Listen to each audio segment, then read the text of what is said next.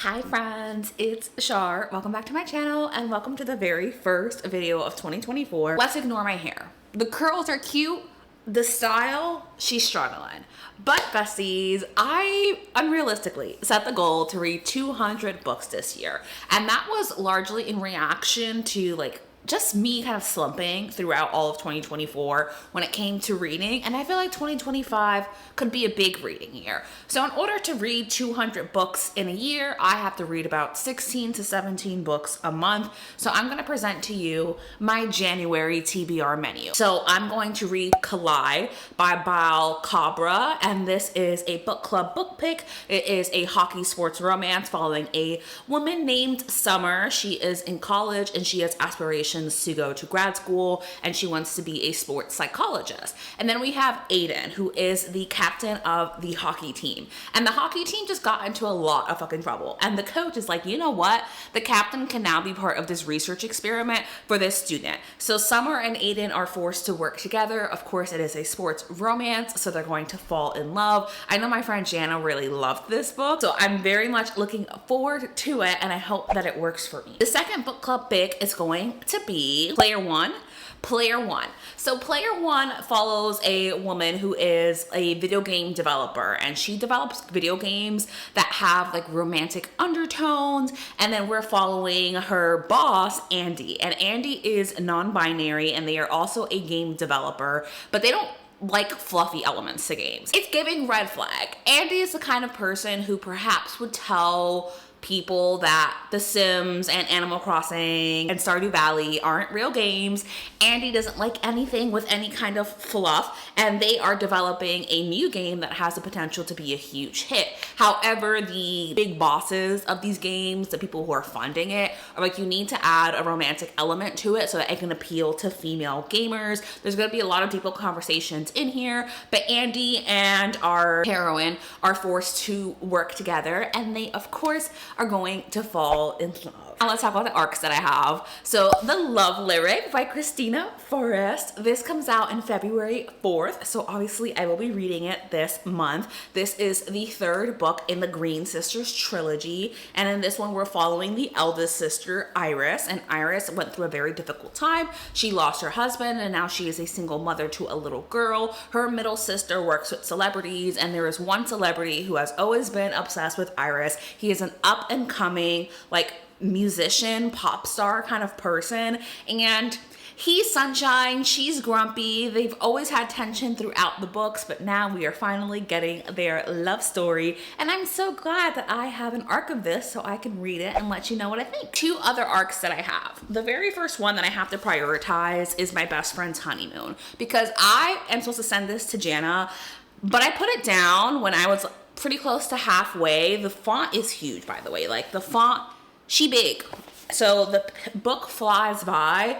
The issue that I'm having with this is that the characters really don't feel like real people, so I'm struggling my way through this. But in this story, we're following Elsie, and Elsie just broke off an engagement to her fiance, who she realized she was just kind of going with the flow of things and didn't really love this man. And Elsie has a best friend, Ginny, and Ginny has been in love with Elsie their entire life. And Ginny is just so into Elsie, but doesn't believe that Elsie would ever be into them. Elsie's fiance is actually a nice guy and is like, hey, I already paid for this honeymoon. I'm not gonna go. You should go and just think about things because I can't go. It would make me too sad. So Elsie and Ginny go on this honeymoon together, and it's very steamy and very spicy. But as I mentioned, the reason I'm struggling with this is that Ginny is the most underdeveloped character in here, in that Ginny, you don't know a lot about them. They really feel like more of an accessory to Elsie, but this is not a review.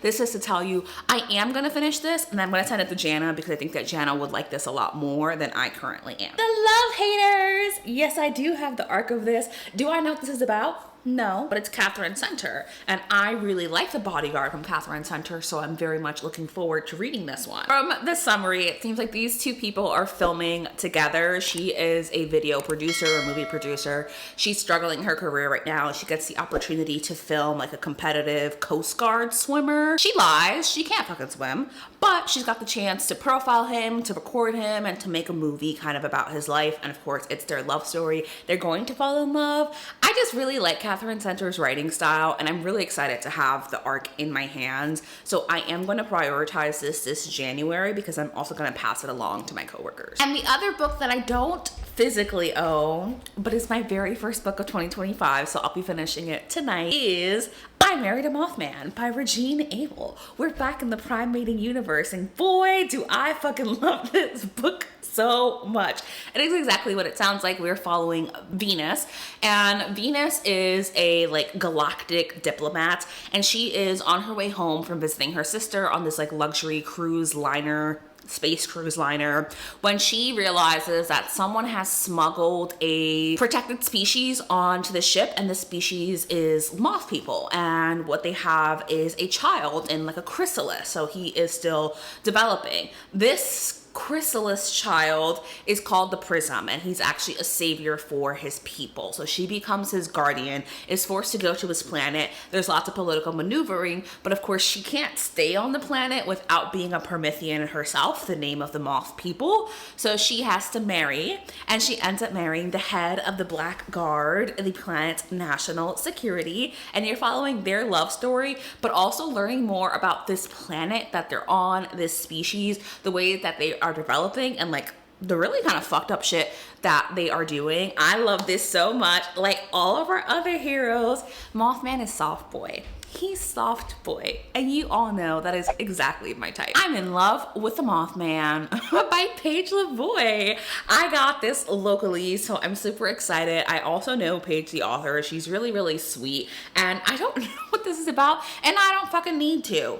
It's a Mothman romance. She falls in love with Mothman. It's a 3-part series. I've heard it's fucking hilarious, and I'm ready to laugh. Morbidly yours. This follows a female cartoonist. She is grieving because she's lost her husband, and she decides that she's going to move to Ireland for a bit. She does, and she actually ends up moving next to a, I want to say morgue, funeral home. That's not her intention, but the owner of the funeral home, he's in line to take over, but his like grandparents' weird stipulation is that he has to be married in order to take over the funeral home. The problem is that homeboy's kind of awkward and really not into love, and just like generally struggles in that arena. Our heroine decides that she's going to help him out with this whole finding a wife thing so that he can run the funeral home, even if it's a marriage of convenience. But of course it is their love story. As I mentioned, our heroine is grieving, so I don't expect this to be a super lighthearted romance. I'm expecting more heaviness, which is fine because I do tend to enjoy that in my romances. I have the most beautiful cover of Only for the Week. There she is. There she is. I've wanted to read this for so long. This is by Natasha Bishop, and this follows a story of a woman named Janelle. Now, Janelle is a doctor, and she is going to a destination wedding. The destination wedding is for her sister. The problem is her sister is marrying Janelle's ex-boyfriend. Yeah. Things are really fucking awkward. Janelle's over this, and she's like, okay, like whatever, it's weird obviously, but people make it more weird and awkward for her by constantly kind of bringing it up and side-eyeing her and checking to make sure that she's okay, because obviously it's fucking weird. Her sister's marrying her ex-boyfriend. So she, I think, ends up hitting it off with one of the groomsmen, and they just have like a really great chemistry. They're both super stressed out by this wedding, and they agree, you know what, we should release some tension together and decide that they're gonna have an affair and hook up, but only for the week. I've heard some tidbits about this man's love language and what he does for her, but I'm really just expecting like a good lighthearted time, which is what I'm gonna need this January. And finally, on the TBR menu is The Most Wonderful Crime of the Year. Yes, it is a Christmas romance. However, it is 2 authors who write in like the general scary category. She writes cozy mysteries, he writes thrillers. They've had this long like tension rivalry throughout their professional careers. However, they're thrown together because they get invited to the home of this very, very well-known mystery writer. Except that when they get there, homegirl disappears, and now they're both stuck working together trying to figure out if this is part of an elaborate game or if the host is actually in danger and they have to save her. It is a mystery, but I've heard it's very fun and silly goofy, and yes, I'm going to prioritize it this January, because if I don't, I won't read it until the end of the year. All right, besties, and those are the books that I have on my TBR menu. That's not everything that I'll pull from, but generally these are the books that I'm prioritizing this month. We'll see how many I do read, but a very happy start to the new year to all of you, my loves, and I will see you in my next video on Wednesday. Bye, friends.